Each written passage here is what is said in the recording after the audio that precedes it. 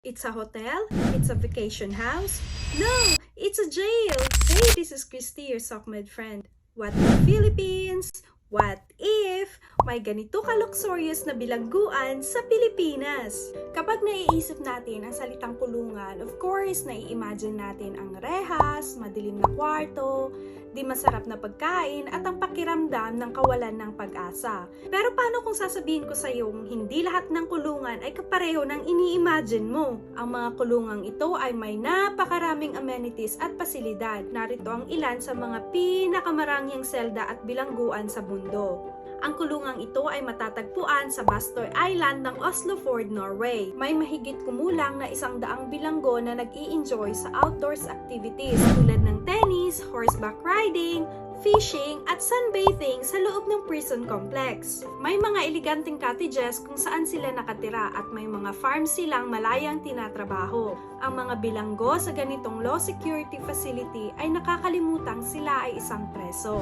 HMP Adderwell, Scotland o Her Majesty's Jail Adderwell in Southern Scotland. Naglalaan ang bawat isa sa mga residenteng nagkasala ng 40 oras kada linggo para sa kapaki-pakinabang na gawain. Ang mahigit 700 na bilanggo ay nasa mabuting kamay. Sila ay tinutulungan na maibalik ang kanilang magandang layunin sa buhay at maging mabuting mamamayan. Otago Correction Facility, New Zealand. Mahigpit man ang seguridad ng bilangguang ito, layunin din nilang mag-rehabilitate sa mga preso sa pamamagitan ng pag-aalok ng mga klase tulad ng light engineering, dairy farming, cuisine at marami pang iba. Libreng koleyo, besh! Enroll na! Justice Center, Leoben, Austria.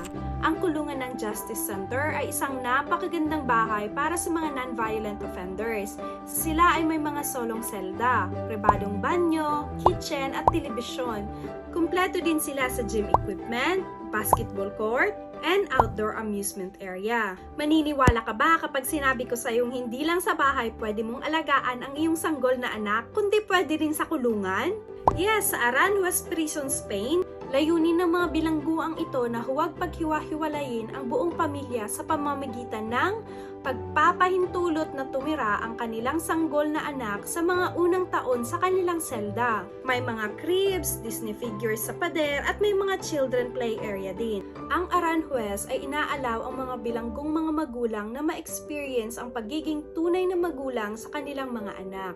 Champ de Lons Prison, Switzerland. Kung dati masikip at siksikan ang Champ de Lons, ngayon ay sobrang luwang na para sa 3 bilanggo ang per kwarto na may katabing banyo. Ang mga uri ng amenities na ito ay nakakatulong sa mga nagkasala na madama na hindi sila parang mga bilanggo.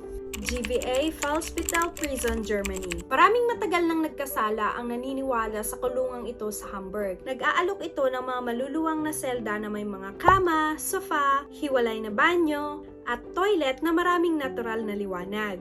Nagbibigay ang GVA Pfalzspital sa mga bilanggo na to ng mga laundry machine, access sa isang conference room, at isang leisure area bukod pa sa ibang amenities. Air conditioning, refrigerator, karaoke machine, nail salon, you know.